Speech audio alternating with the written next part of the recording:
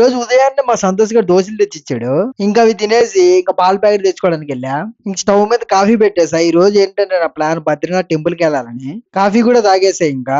Ready అయ్యి ఇంకా helmet కి కెమెరా మౌంట్ చేసుకొని ఇంకా గుడికి స్టార్ట్ అయ్యా. అక్కడ వెళ్ళంగానే ఇంకా పూజా సెట్ సామాన్లు చేతి దగ్గరికి వచ్చేసాయి. 50 రూపీస్ అంట.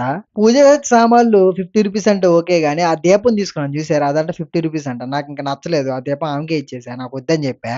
ఆమె తీసుకొని తెగ ఫోర్స్ చేస్తుంది అసలు. ఆమె దీపం ఒత్తులు ఆమెకే ఇచ్చేసి ఇంకా గుడికి స్టార్ట్ అయ్యా. గుడి అయితే అసలు చాలా ఖాళీగా ఉంది. ఎందుకంటే ఇది సీజన్ కాదేమో. స్టార్టింగ్ బ్రహ్మ విగ్రహం ఉంది. ఇక్కడ చాలా బాగుంది. కాకపోతే డోర్ వేసేస్తున్నారు.